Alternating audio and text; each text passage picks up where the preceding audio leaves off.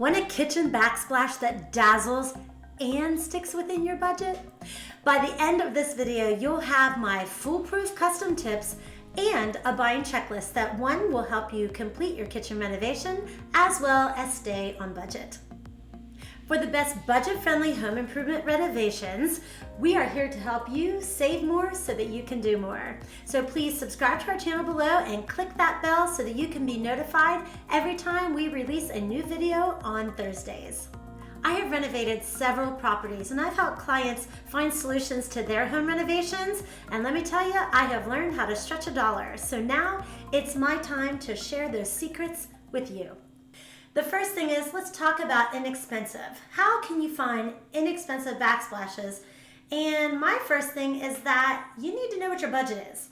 If you don't have a large budget, then you might need to be a little creative. If you've got a budget that all of us wish and dream that we had, then you have a little bit more flexibility. But statistics show that if you write down your budget, 80% of us will stick to that budget. So that's what I want you to do right now, is to click on the download below, and I want you to get your checklist and think about what is your budget for this project.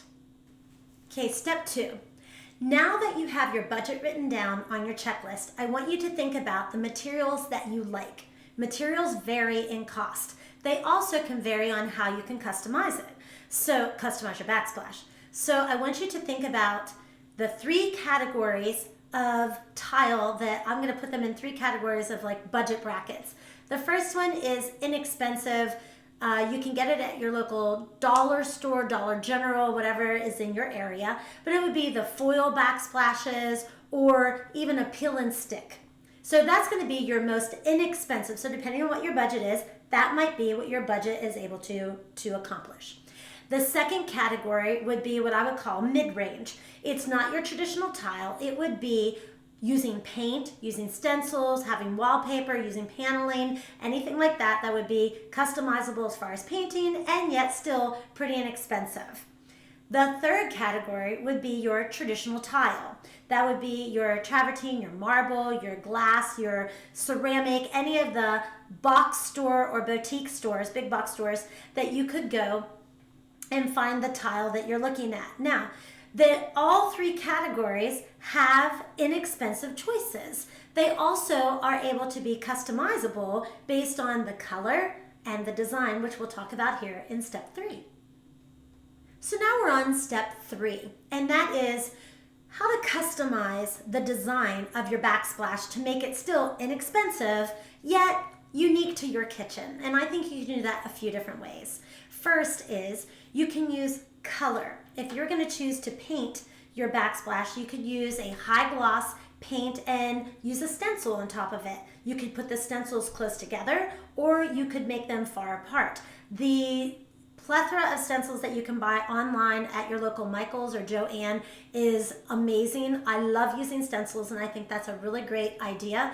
Also, you could, when you use that stencil, you can use a different type of textured paint over top of your high glass shiny base paint. And just again, the design element is endless. So then let's talk about that as far as the design. Not only is the color important, but the design, how you lay it on your area that you're gonna do. I think you can do 2 things with your design. You can use color to break up a backsplash if you have a long run like we have here in our kitchen, or you can use 2 different types of materials. If you were using tile, you could use 2 different colors of tiles, or you could use maybe a chunky tile that's square, and then the next one you could do little mosaic tiles, and again, you could play around with the pattern that you want, but that's something. Now remember, when you're talking tiles and you're talking using a variety of different tiles, because of the different cuts, you might end up finding that it runs your price up. So just keep that in mind. Another way that you could customize this is the design. Now, I don't mean just the design as far as the run is concerned, but I mean how you lay the tiles down. If you look, and I have a whole Pinterest board dedicated to different ways to lay tile. So just say you're doing a standard subway tile and you have two tiles together, you can lay them side by side, or you could do the herringbone pattern, or you could do two one way and two diagonally and then horizontally. So you could do a design that's totally unique to you. You could do three, you could do a pattern repeating in four.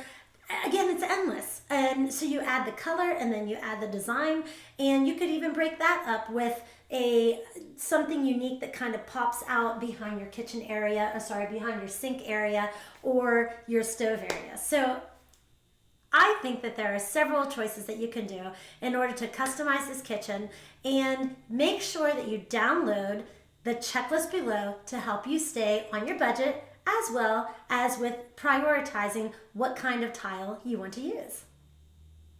Before we go any further, I'd like you to comment below if you wrote down the budget, or if you know the budget that you plan to spend on your kitchen backsplash renovation. So I have a fourth idea, and that is, before you go shopping, make sure that you have a very clear idea of what it is that you want to have for your kitchen backsplash makeover. I strongly suggest either tearing out magazines and having those pictures, having a Pinterest board, knowing on your Instagram what you like, but have some type of visual concept, and that's going to help you as you fill out your checklist as far as keeping your budget and customizing it to your kitchen and your family's needs. Step 5, and the final thing that I want to talk about in this video, is have you considered doing a DIY project for your kitchen renovation? Sometimes if you come with the right skill set, or you're determined that you're going to stay within that budget, you can do a really cool kitchen backsplash DIY project and stay within your budget. Behind us is a DIY project. It's using paneling and it's paintable, and you could customize this to any color that you would possibly want. We have the pros and cons of doing it this way, and we saved about $900 from what our original budget was to what we ended up with, and we love our backsplash. Now that you have some great ideas, you are ready to go shopping for your new kitchen backsplash. I have a checklist, as I've mentioned before, in the description below, so make sure you download that and really think about it as you go out, so that you can, one, stay in the zone as far as your budget is concerned, but also to add those customizable elements that are going to make your kitchen backsplash pop. Check out these videos, and if you know somebody who is starting a home renovation or is in the midst of one, we would love to join them on our journey. So share this video and be sure to subscribe.